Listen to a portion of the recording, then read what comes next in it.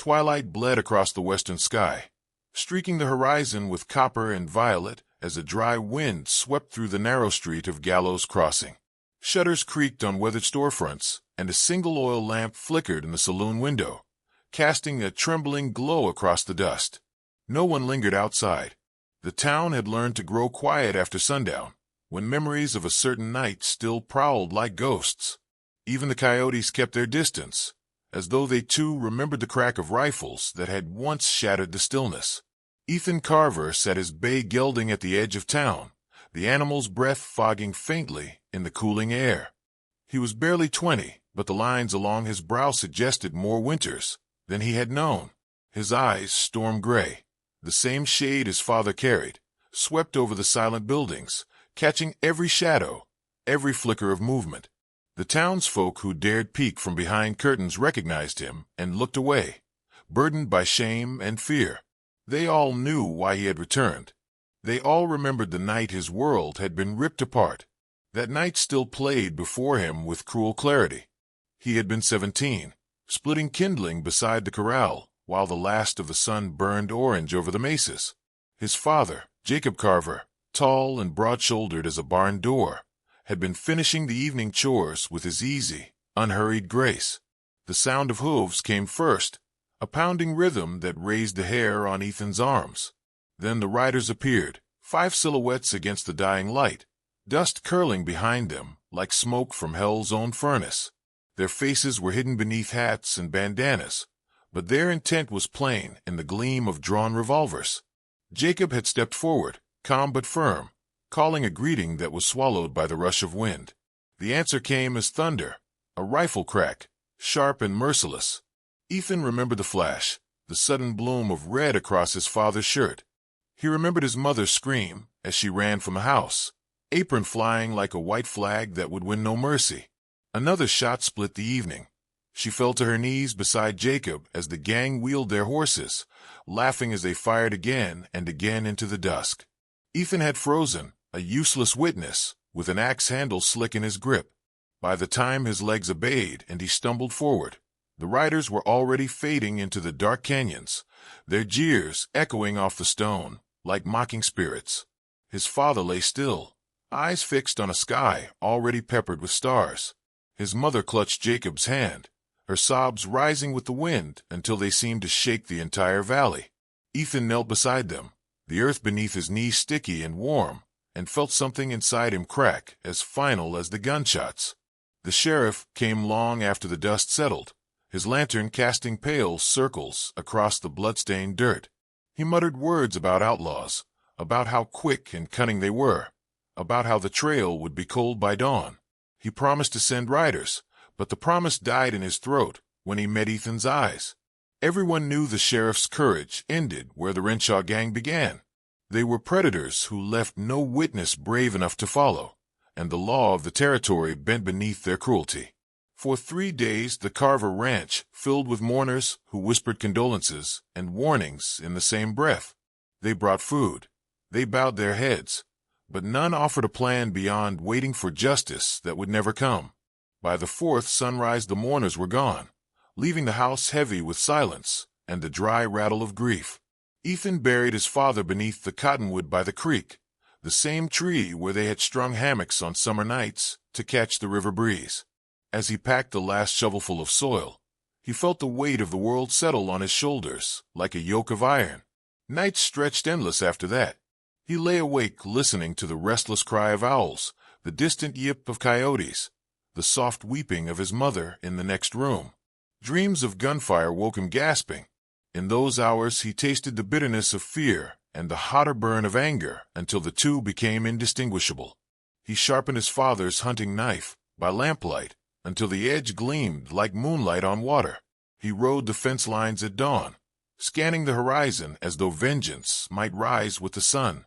On the 7th night a storm rolled across the plains, lightning stitching ragged seams in the black sky. Ethan stood beneath the cottonwood, rain soaking his shirt, the earth around the grave turning to dark mud.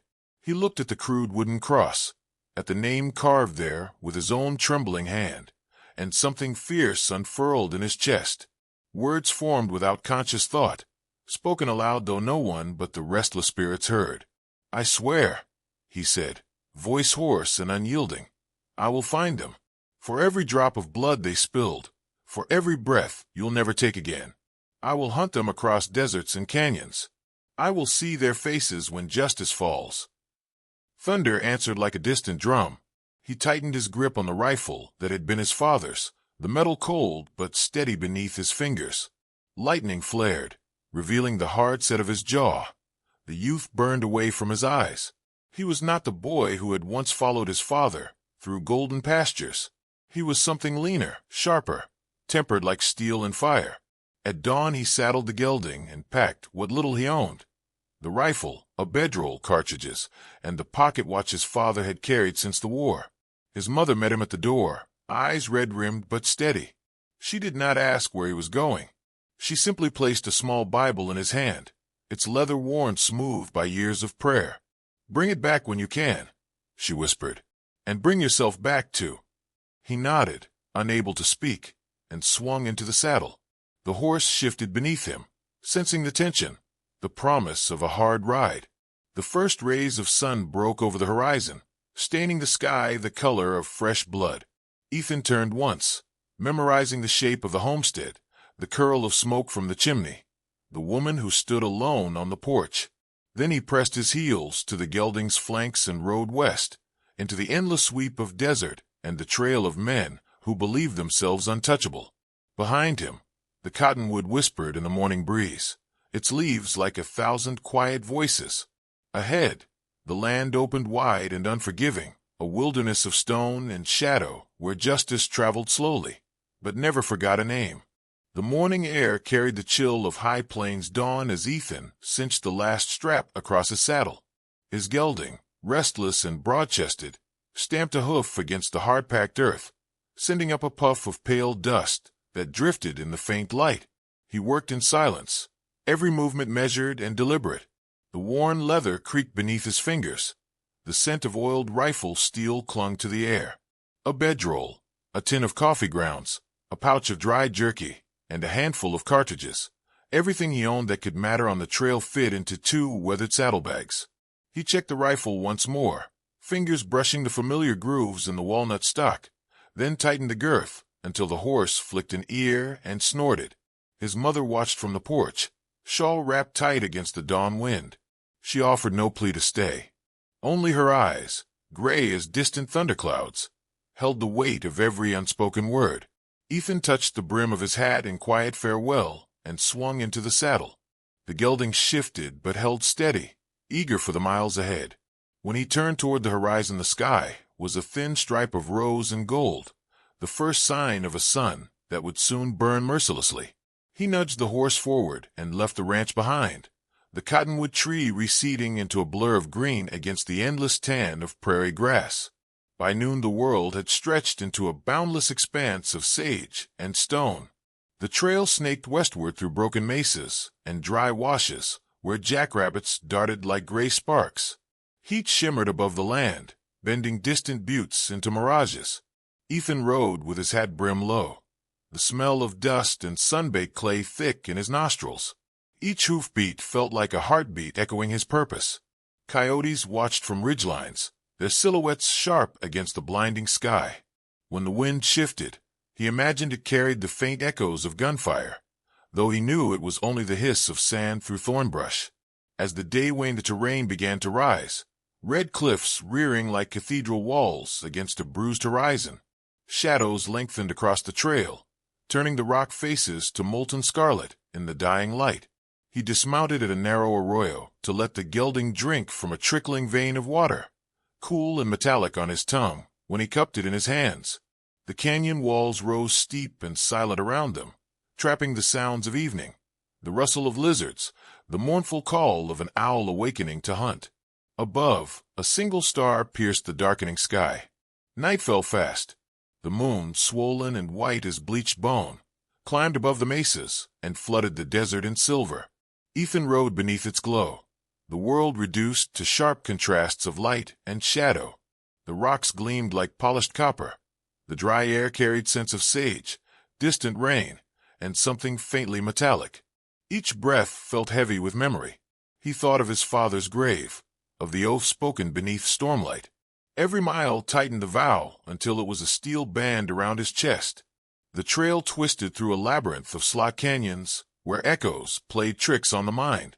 His horse's hooves struck sparks on hidden stones, the sound ricocheting from wall to wall like phantom shots. Somewhere in the dark, a coyote's howl rose, long, low, and strangely mournful. Ethan's pulse quickened, but he pressed on, the rifle resting across his lap. When he finally halted to make camp, the moon hung directly overhead, bathing the land in a cold, unearthly clarity. He laid his bedroll beneath a leaning juniper, its branches whispering in the slight breeze.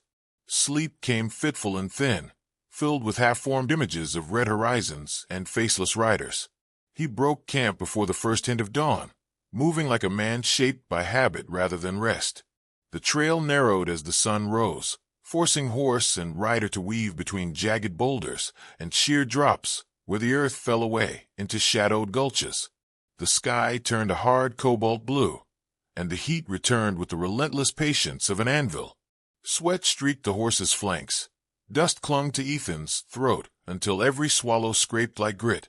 Still he rode, guided by instinct and a quiet certainty that the men he hunted were somewhere beyond the next rise, leaving their invisible spoor across the endless wild. Toward late afternoon, when the light softened to amber and the wind carried the dry sweetness of creosote, he glimpsed movement near a stand of twisted piñones. His hand slid to the rifle before he recognized the figure, a solitary traveler leaning on a gnarled staff. The stranger stood motionless, a silhouette against the glowing cliffs, until Ethan drew closer. It was an old man, lean as mesquite and weathered by sun and sand.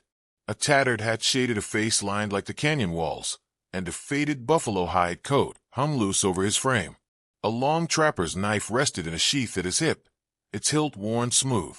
His eyes, when they met Ethan's, were a startling pale blue, clear as glacial ice. "Evening," the man said, his voice carrying the rasp of wind through dry grass. "You're far from any trail a sane rider takes alone." Ethan reined in, studying the stranger. "I have business west." The man's gaze lingered on the rifle, on the lean determination in the young rider's posture. "Business with the Renshaw gang, maybe?" he asked softly, as if the name itself might stir the stones. "Word travels. They came through these canyons 2 nights past. Mean as hornets and twice as quick. Men who follow them don't often return." A long silence stretched between them, filled only by the whisper of the wind. Ethan felt the weight of his father's memory pressing against his ribs. "I'm not turning back," he said. The trapper tilted his head, studying him with a quiet that was almost reverent. "Revenge is a hungry thing," he murmured. "Eats more than it feeds. You ready to give it everything? Sleep, mercy, maybe your own life." "I swore an oath," Ethan replied. "I aim to keep it." The old man's lips curved in something not quite a smile. "Oaths are heavy iron, but iron can be tempered or it can break. Remember that."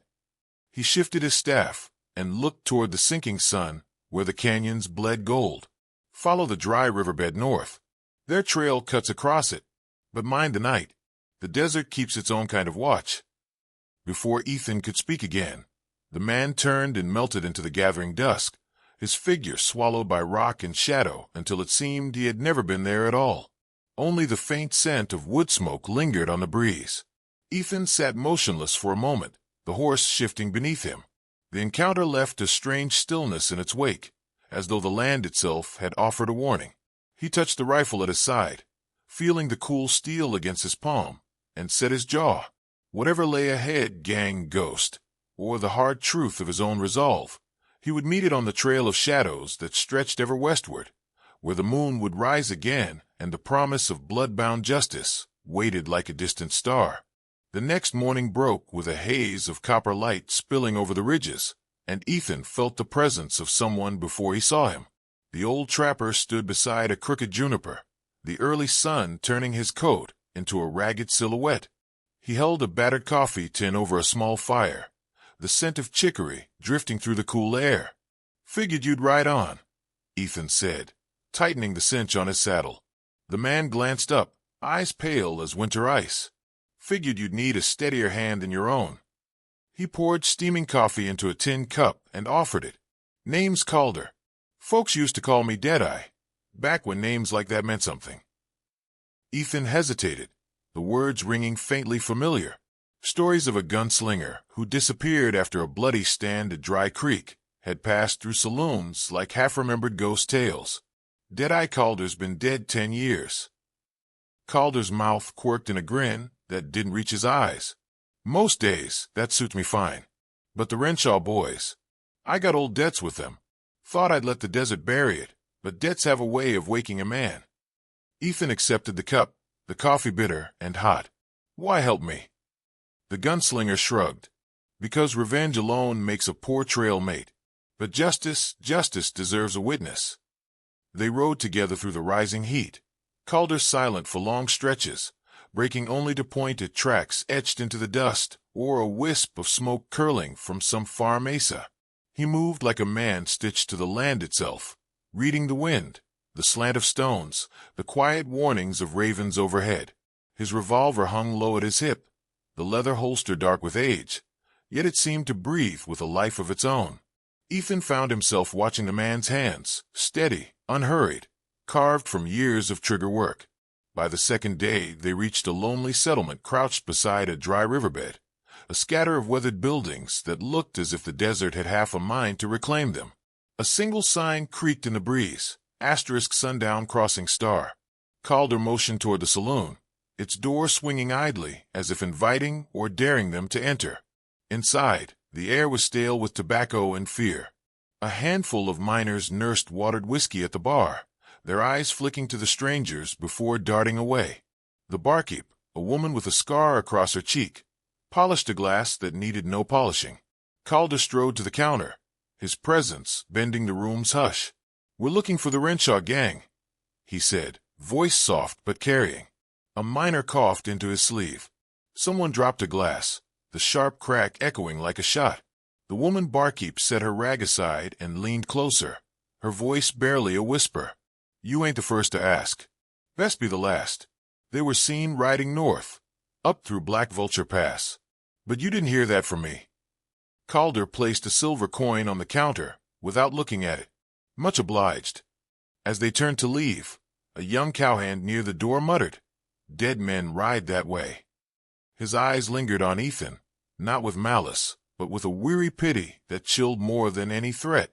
They rode out before dusk, the wind stiff with the scent of an approaching storm. The canyons of Black Vulture Pass waited like a maw of jagged teeth. Shadows pooled early between the cliffs, and the sky deepened to bruised violet. Calder guided them into a narrow defile where the rock walls rose sheer on either side, the path no wider than a wagon's length. "Keep your ears sharp," he murmured. "They know these trails like coyotes know a carcass." Night fell swift and sudden, the moon a thin scythe above. The first shot cracked from the dark before Ethan registered the gleam of a rifle barrel.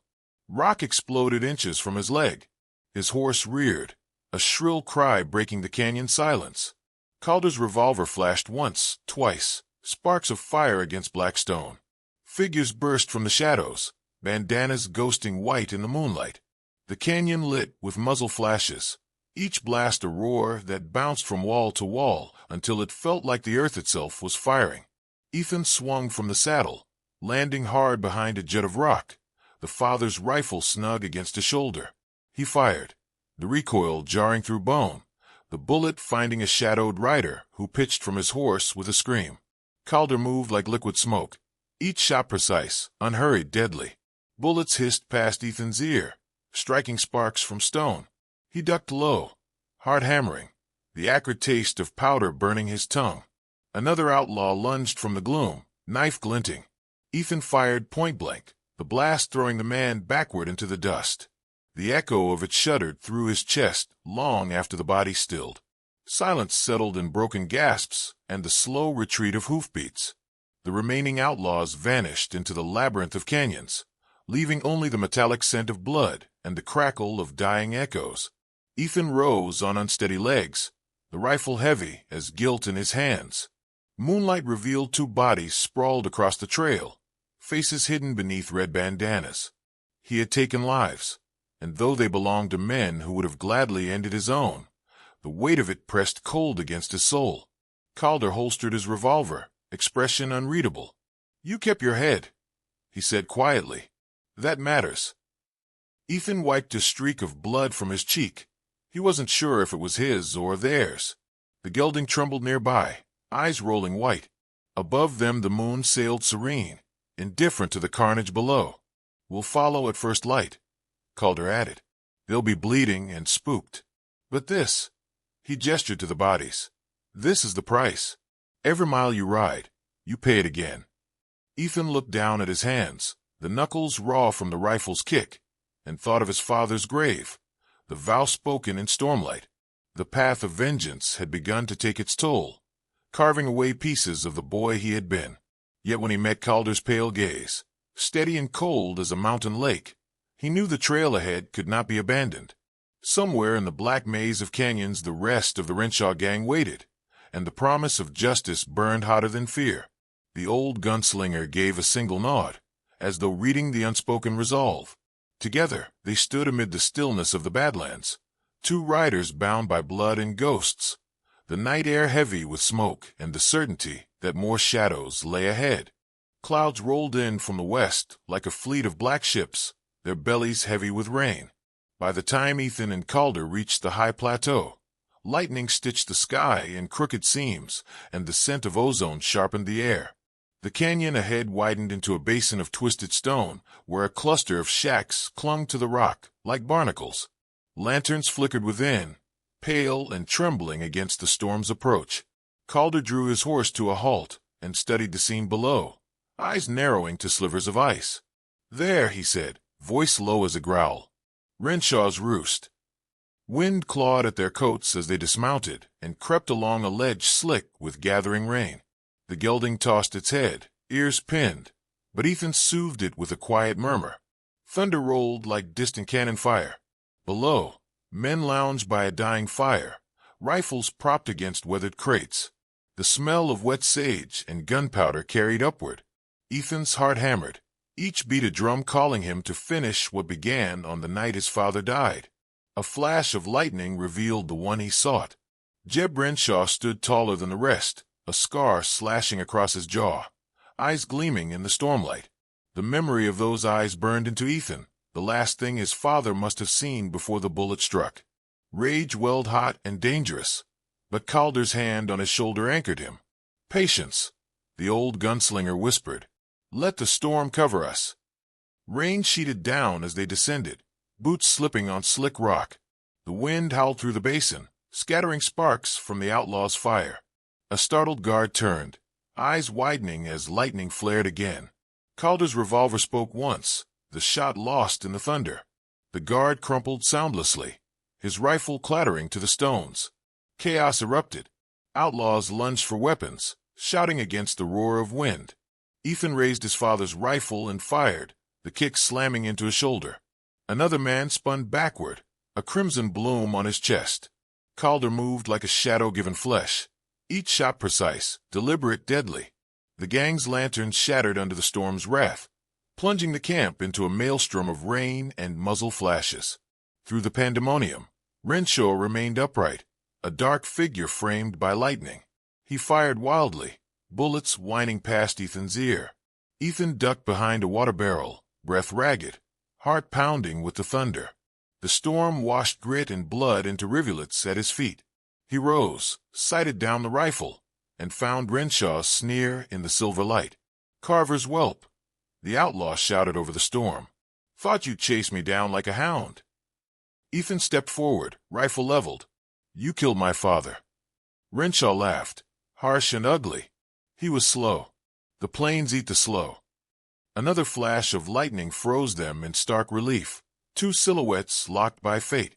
Renshaw's revolver twitched toward him, but a blur cut the space between.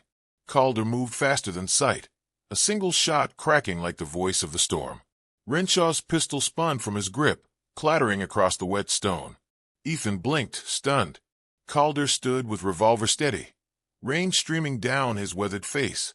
In that instant, with lightning flaring behind him, The truth unfolded like a legend whispered around distant campfires. He wasn't merely a trapper or a drifter. He was the lawman from 100 half-believed tales, the marshal who had vanished after a bloody stand at Dry Creek. A ghost returned with iron steadiness.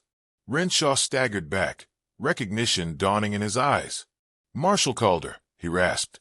"Hell, you're supposed to be dead." "Not tonight," Calder said, voice cold as mountain stone. "And neither are you yet."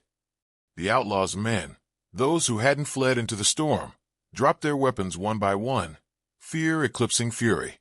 Calder held them in silence, revolver unwavering, the legend of his name doing more than bullets ever could. The rain hissed across the ground, washing blood into dark puddles. Ethan felt the weight of the moment settle over him, heavier than the rifle in his hands. Renshaw glared at him, defiant even in defeat. "Go on then, boy," he spat. "Take your vengeance. Be the man you think you are." The world narrowed to the outlaw's scarred face, the memory of his father's lifeless eyes, the years of grief and restless nights. Ethan's finger hovered near the trigger. Every muscle trembled with the urge to end it, to silence the laughter that still haunted his dreams. Thunder boomed like a war drum. The storm begged for blood. Calder's voice cut through the roar, steady and low. "Killing him won't bring your father back. It'll just carry the night further inside you. Decide who you are, Ethan Carver, right now." Rain streamed from the brim of Ethan's hat, mingling with the sweat and tears on his cheeks. He saw his father again, not the man dying in dust, but the one who taught him to mend fences, to ride straight, to live with honor even when the world forgot the meaning of the word. The rifle felt suddenly heavy, as though the spirit of his father pressed against it. Ethan lowered the weapon. "You'll stand trial," he said, voice rough but unshaken. "You'll answer to the law you tried to break." Renshaw sneered, but the fight drained from his eyes when Calder stepped forward, irons in hand. The old marshal bound the outlaw with practiced ease, the click of the cuffs final as a closing door.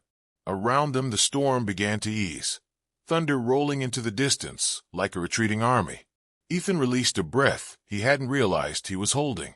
The rage that had driven him across deserts and canyons ebbed, leaving a hollow ache where fire had burned. He looked to Calder, who met his gaze with quiet approval. "You chose the harder road," the lawman said.